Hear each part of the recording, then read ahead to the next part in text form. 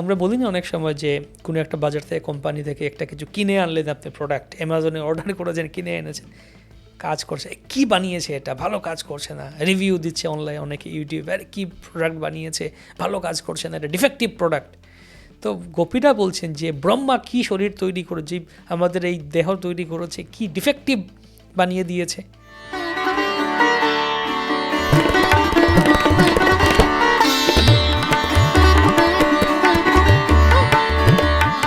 হরে কৃষ্ণ, আশা করি সকলে ভালো আছেন, আনন্দে আছেন, কৃষ্ণ ভক্তির আনন্দে।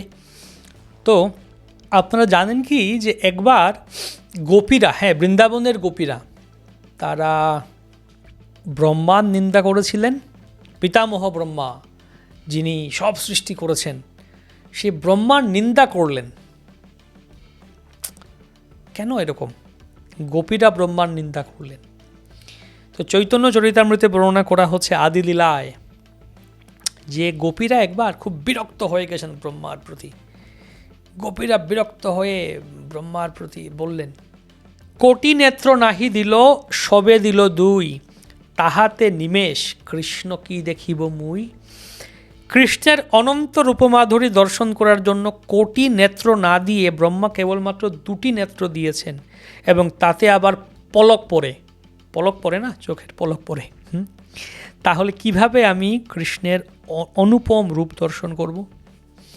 গোপীরা বিরক্ত হয়ে গেছে। ব্রহ্মা কি সৃষ্টি করেছেন? ব্রহ্মা কে শিখিয়েছে সৃষ্টি করা? কিভাবে সৃষ্টি করেছেন ব্রহ্মা? অর্থাৎ আমরা বলি না অনেক সময় যে কোনো একটা বাজার থেকে কোম্পানি থেকে একটা কিছু কিনে আনলেন, আপনি প্রোডাক্ট অ্যামাজনে অর্ডার করেছেন, কিনে এনেছেন, কাজ করছে, কি বানিয়েছে এটা, ভালো কাজ করছে না, রিভিউ দিচ্ছে অনলাইন অনেকে ইউটিউবে, আর কি প্রোডাক্ট বানিয়েছে, ভালো কাজ করছে না, এটা ডিফেক্টিভ প্রোডাক্ট। তো গোপীরা বলছেন যে ব্রহ্মা কি শরীর তৈরি করেছে, আমাদের এই দেহ তৈরি করেছে, কি ডিফেক্টিভ বানিয়ে দিয়েছে। কি ডিফেক্টিভ? না, ব্রহ্মার উচিত ছিল কমপক্ষে 1 কোটি চোখ দেয়া, যেন আমরা 1 কোটি চোখ দিয়ে কৃষ্ণকে দেখতে পাই। না, ব্রহ্মা সেটা করেননি। ব্রহ্মা মাত্র 2টো চোখ দিয়েছেন, তার উপর আবার চোখের উপর পাতি দিয়েছেন, পলক দিয়েছেন, পলক পড়ছে, তাহাতে নিমেষ পড়ছে। তো কীভাবে কৃষ্ণকে দেখবো আমরা? যখন আমরা কৃষ্ণকে দেখতে চাই, মনে হয় যেন হাজার কোটি কোটি চোখ হোক, সেটা তো নেই, 2টো মাত্র চোখ। তারপরে যখন দেখছি চোখের পাতি পড়ছে, পলক পড়ছে। ব্রহ্মা কীভাবে সৃষ্টি করেছেন? তাই এভাবে সৃষ্টি করা উচিত হয়নি ব্রহ্মার। এই হচ্ছে গোপীদের ভাব। ওনারা কৃষ্ণকে দর্শন করার জন্য পাগল। আমি কৃষ্ণকে দর্শন করতে চাই, কোটি নেত্র লাভ করতে চাই। তো এরকম ভাব আমাদের কবে হবে যে ভগবানকে দর্শন করার জন্য আকুলতা, ভগবানকে দর্শন করার জন্য এক আরতি, ব্যাকুলতা, ভগবানকে দর্শন করতে চাই আমরা। মন্দিরে ভগবান দর্শন দিচ্ছেন, আমরা মনে করি ও ডেইলি তো দর্শন করে দেখেছি, তো আছেন, ঠিক আছে, দাঁড়িয়ে আছেন, এরকম না।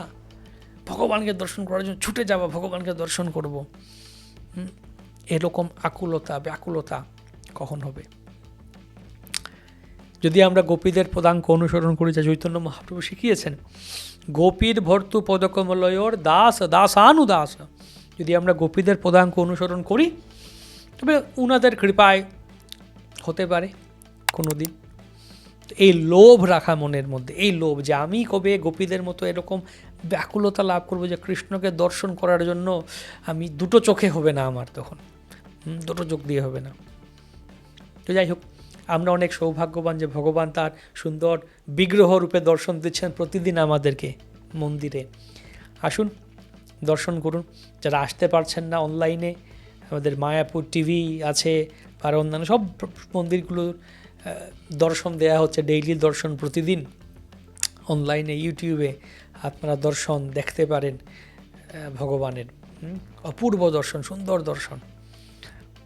আমাদেরও হোয়াটসঅ্যাপ চ্যানেল রয়েছে, আমরা শেয়ার করার চেষ্টা করছি প্রতিদিন ভগবানের দর্শন। তাই আপনারা আসুন, আমাদের সাথে যুক্ত হতে পারেন। হোয়াটসঅ্যাপ নাম্বার দেয়া আছে এখানে, মেসেজ করুন, করে আপনারা চ্যানেলে যুক্ত থাকুন, প্রতিদিন ভগবানকে দর্শন করুন। হরে কৃষ্ণ।